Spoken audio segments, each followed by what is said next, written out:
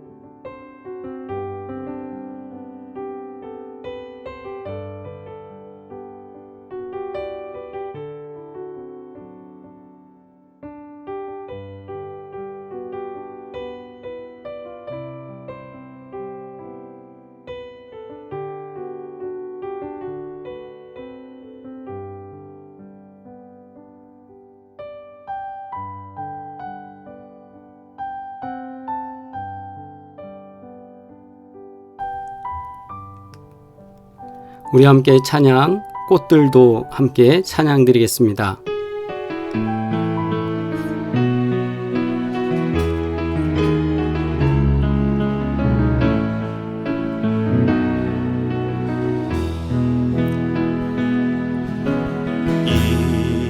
이곳에 생명샘 솟아나 눈물 골짝 지나갈 때에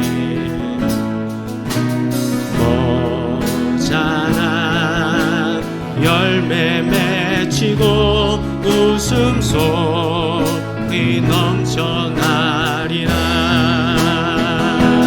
꽃들도 구름도 바람도 넓은 바다도 찬양하라 찬양하라 예수를.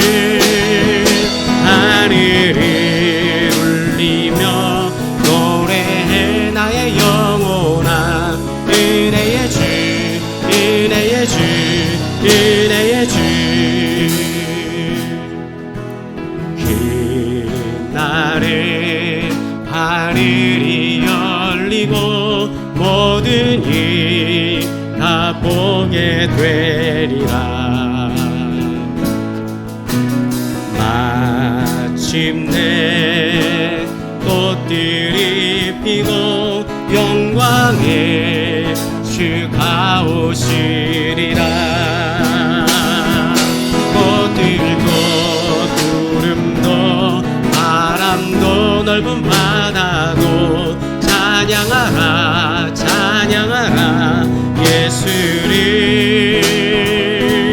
하늘이 울리며 노래해 나의 영혼아 은혜의 주 은혜의 주 은혜의 주.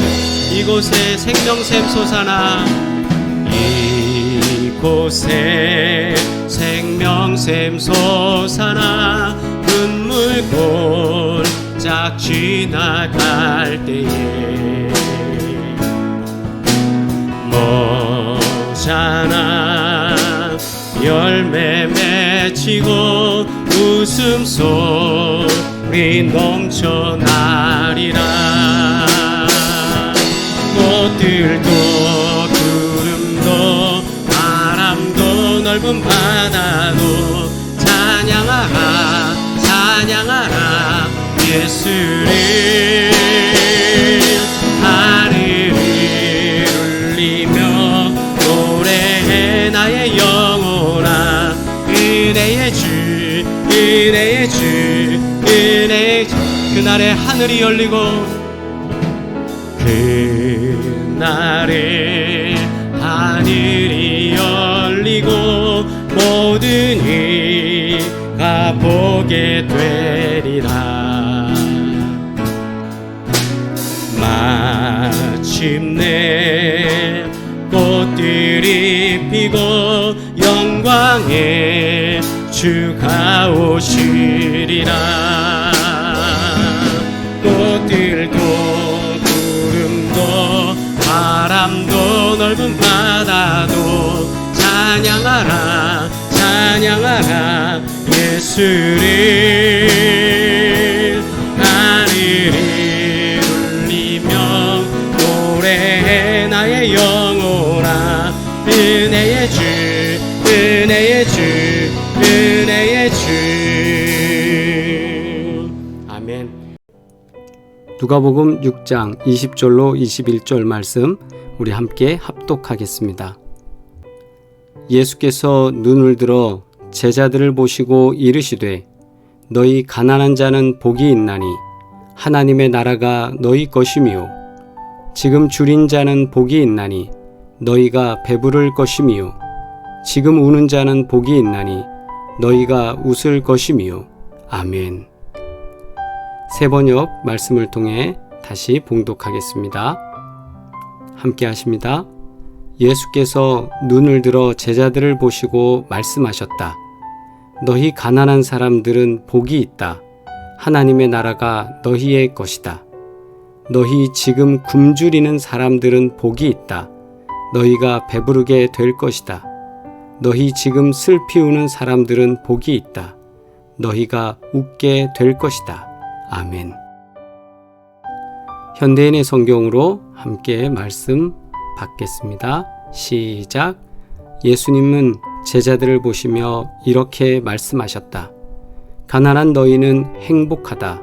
하나님의 나라가 너희 것이다. 지금 굶주리는 너희는 행복하다. 너희가 배부르게 될 것이다. 지금 우는 너희는 행복하다. 너희가 웃게 될 것이다. 아멘. 오늘 말씀을 통해 가난한 사람들은 복이 있습니다. 라는 제목으로 함께 말씀 나누겠습니다. 콜럼버스가 온다. 콜럼버스가 온다. 콜럼버스가 온다. 콜럼버스가 온다. 이 말이 무슨 뜻일까요? 콜럼버스가 온다라고 할 때 이 콜럼버스는 우리가 잘 알듯이 탐험가이고 신대륙을 발견한 사람입니다. 이 콜럼버스가 온다라는 말은 신대륙을 정복해서 자신들의 세상을 만들어낸 백인들에게는 새 세상이 열린다, 희망의 땅이 있다는 뜻으로 들릴 것입니다. 그가 정복하고 이제 귀향하면서 우리에게 좋은 소식을 전해줄 것이다. 그래서 기쁜 마음으로 콜럼버스가 오는 배를 향해서 바라보며 사람들은 외쳤을 것입니다. 콜럼버스가 온다! 이렇게 말입니다. 그러나 콜럼버스가 온다라는 이 말은 모두에게 다 그렇게 좋은 말이었을까요?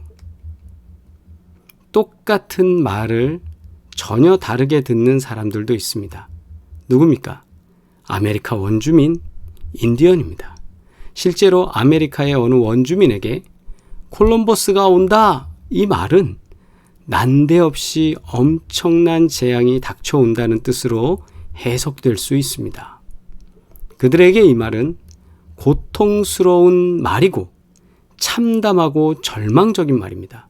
실제로 콜럼버스가 왔기 때문에 라틴 아메리카 원주민 1200만 명 이상이 학살당했다고 합니다. 조상 대대로 살아온 땅에서 쫓겨났습니다. 졸지에 몰락하고 사라지는 대재앙을 당했기 때문입니다. 뿐만 아니라 그들이 가지고 있었던 수많은 고유 문화들이 산산이 사라지고 부서지고 훼손됐습니다. 같은 말도 다른 상황에 있는 사람들에게는 이렇게 다른 말이 되기도 합니다. 우리가 잘 알듯이 너희 가난한 사람들은 복이 있다. 하나님의 나라가 너희의 것이다. 이렇게 주신 예수님의 말씀. 이 말씀도 예수님은 하나님의 나라가 가난한 사람들의 것이다 라고 강조하면서 말씀하신 겁니다.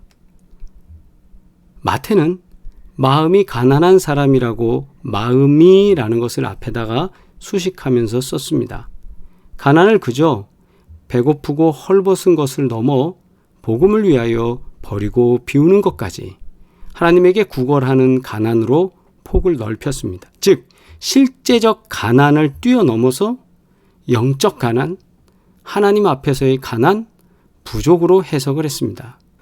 사실 마태복음에서 마음이 가난한 사람은 슬퍼하는 사람, 온유한 사람, 의에 줄이고 목마른 사람, 자비한 사람, 마음이 깨끗한 사람, 평화를 이루는 사람, 의를 위해 박해받는 사람, 이 모두를 아우르는 말, 그것이 바로 마음이 가난한 사람, 이렇게 해석을 했습니다. 그런 점에서 마태복음에 나오는 팔복에 대해서 이 팔복이라기보다는 오히려 마음이 가난한 사람에게 주는 7가지 행복 스펙트럼이라고 읽을 수 있습니다. 마음이 가난한 사람은 오직 하나님밖에 아무것도 없는 사람입니다. 세상에서는 뭐 그렇게 넣고 싶거나 갖고 싶거나 충족하고 싶은 게 없습니다. 오직 하나님 앞에서 하나님밖에 모르는 그런 사람. 그 사람이 바로 마음이 가난한 사람입니다. 누가는 마태와 달리 4가지 복과 4가지 화에 대해서 복과 화를 구체적으로 언급하고 있습니다. 4가지 복음이라고 할 수 있는 것은 가난한 사람, 굶주리는 사람, 슬피 우는 사람, 핍박받는 사람입니다. 여러분, 저 사람이 행복한 사람입니까? 여러분이 가난 가운데 있을 때 행복하겠습니까? 매일 배고파하는 굶주리는 삶을 살 때 행복하겠습니까? 슬피 울 일이 많은데 여러분 행복하겠습니까? 핍박받아서 고통스러운데 행복하겠습니까? 그런데 예수님은 이런 사람이 행복한 사람이다. 그리고 4가지 화에 대해서 말씀하시는데 부유한 사람, 배부른 사람, 웃는 사람, 칭송받는 사람, 이 사람들이 받을 것은 화라는 겁니다. 도무지 이해가 되지 않습니다. 아니, 부유해지고 배부르고 웃고 칭송받는 사람이 되는 게 우리의 목표 아니겠습니까? 그런데 주님은 오히려 가난한 사람, 굶주린 사람, 슬피 우는 사람, 핍박받는 사람이 복이 있다라고 말씀하셨습니다. 왜 그럴까요? 그 답을 찾기 이전에 이 부류를 다시 4개, 4대 4로 구별하는 것이 아니라 가난한 사람들과 부유한 사람으로, 그래서 가난한 사람이 받는 복과 부유한 사람이 받는 화로 구분해서 볼 수 있습니다. 가난한 사람은 굶주리고 슬퍼하고 핍박받습니다. 부유한 사람은 어떻습니까? 그와 반대입니다.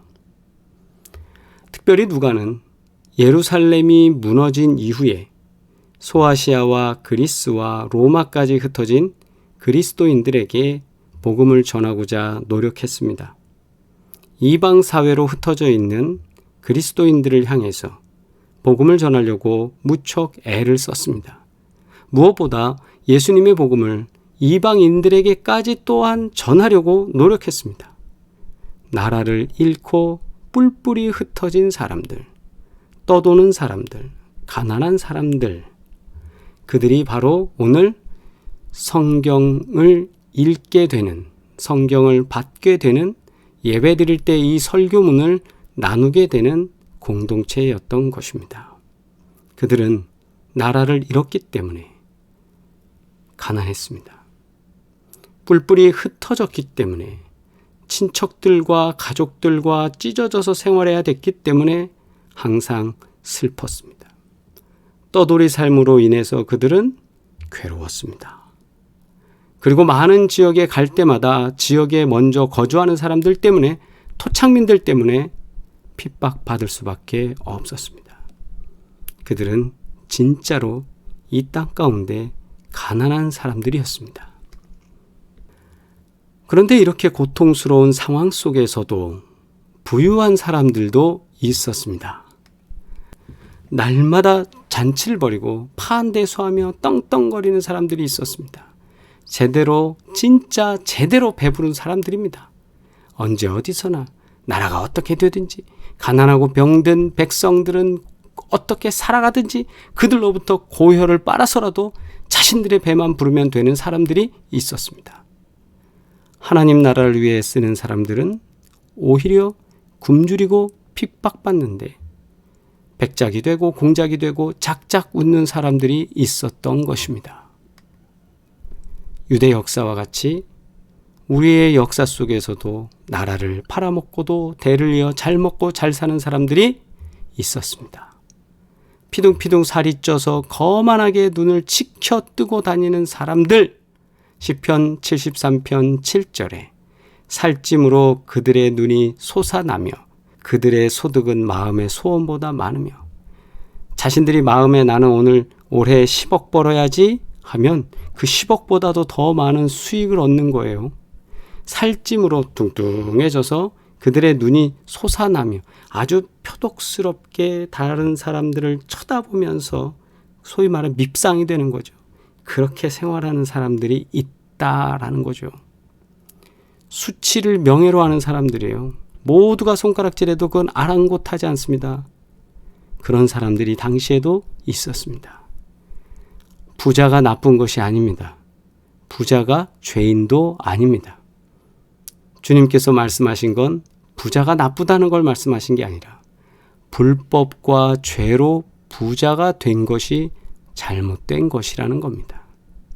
잘못된 방법으로 하나님 보시기에 악하게 자신의 민족, 자신의 동족, 자신의 형제와 자매를 노예화시키고 괴롭히고 그들을 이용해서 돈을 버는 그런 불법적인 죄, 그것으로 부자가 된 것은 잘못됐다라는 것이죠. 고민입니다. 예수님의 이 말씀은 진정 우리에게 고민입니다. 성경 역사로 살펴보자면 거짓 예언자들이 그렇게 배부르게 살았습니다. 또 로마의 빌부터 나라를 팔아먹은 사람들도 그렇게 살았습니다. 그런데 현실 사회에서 그들은 어떻습니까? 너무 잘 사는 거예요. 우리의 부러움을 다 가지고 삽니다. 우리 어떻게 해야 됩니까? 교회에서는 가난해져야 된다고 그러는데 사회 나가보면 부자로 살고 싶어요. 여러분은 어떻게 해야 됩니까? 솔직히 한번 마음을 생각해 보세요. 내 마음에 있는 걸 한번 생각해 보세요. 오늘 말씀의 제목이 뭡니까? 가난한 사람들은 복이 있습니다. 여러분 이 말씀 그대로, 이 제목 그대로 여러분 아멘 하십니까?